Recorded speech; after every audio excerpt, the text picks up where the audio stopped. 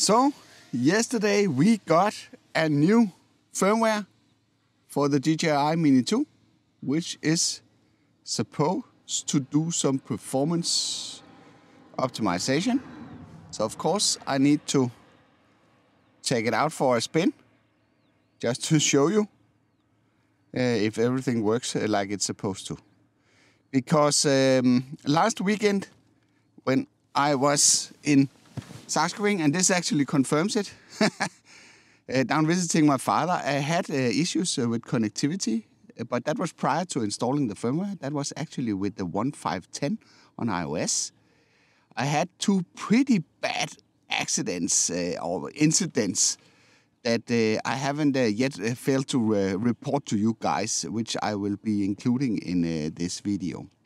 I was at Saskatchewan Harbor to do some really nice stuff for you guys. I found a new technique that will show you how to record cinematic video in a way that is so easy that everybody can do it, and it is impossible to screw it up. Look at this, get signal interference all the time.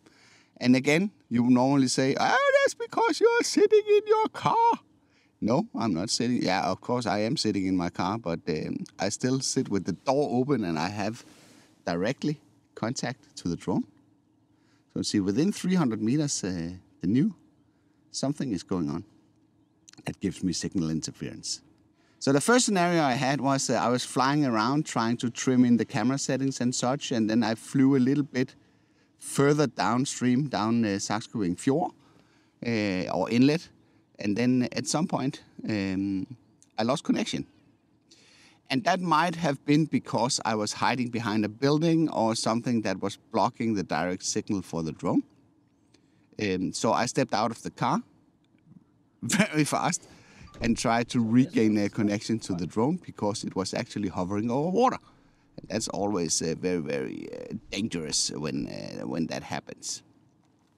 So just for the record here, let's just go in here and let's see that the aircraft firmware is 01.04.0000 and the app version is 1.5.10. So we're running the latest and greatest signal interference. So it seems that they have been doing something differently.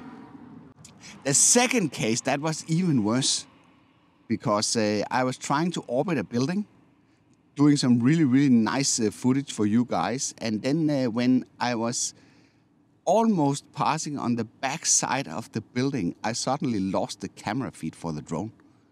And that was pretty scary because even though I was stepping out of the car trying to regain control, the camera feed kept being frozen. So I couldn't see anything of what the drone was doing. Luckily, the drone was within a visual line of sight and I could hear it very clearly, so I could steer it back to me. So I had a chance to get it under control. But as you can see on these recordings that I made, that the camera feed that was frozen, even though the drone was hovering directly over the car and was in very close proximity to me. So that was a very scary thing. This is crazy. This is not good. So yesterday when the firmware update was announced, a good friend of the channel, Gavin HR, asked me if I could help him with a little experiment because he has noticed that it took significantly longer for the drone to get a satellite lock. And because he already updated to the... Oh, now we have signal interference again. And because he already did the update and there's no way of rolling it back, all the previous fixes, they don't work anymore for rolling back the firmware. He asked me if I could kindly record a before and after video showing the difference. How fast the drone is to lock onto to satellites. My findings confirms that it takes significantly a longer time for the drone to get the same amount of satellites locked as with the previous version of the firmware. I did it where I put the drone in the exact same position, tried to power it off and power it on again, and then simply measuring the distance. The time it took for it to get to a level where you are allowed to take off was around the same. That was not too bad. But getting it up to the level where you get the same amount of satellites as I had with the previous version of the firmware, that took almost 3 minutes. So going for something from half a minute to 3 minutes, that's a big difference. So I don't know what they changed, but that's definitely a significant difference. That's for sure. So what I can see, they have changed something, because I'm getting signal interference even though I'm flying in close proximity. Close proximity, that's maybe an overstatement, but within 300 meters or so, 350 meters, I am getting a warning of RC signal interference. And this is with the newest firmware and the newest version of the iOS app. Yeah, you see now the feed was chopping up a bit. And that kind of confirms my suspicion from last weekend. I don't think this is firmware related. I think this is app related for some reason.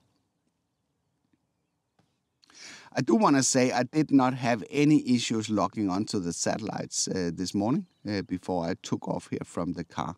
So maybe it's not a real issue. Let me know if you have taken the plunge and updated the firmware yourself, if you have seen issues getting satellite logs, or you in general have signal problems with the new update for the DJI Mini 2.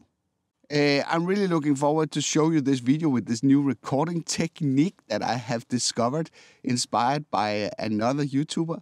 It makes it so much easier to do recordings that looks absolutely stunning and fluently without having to worry about jerkiness and stuff like that in your footage.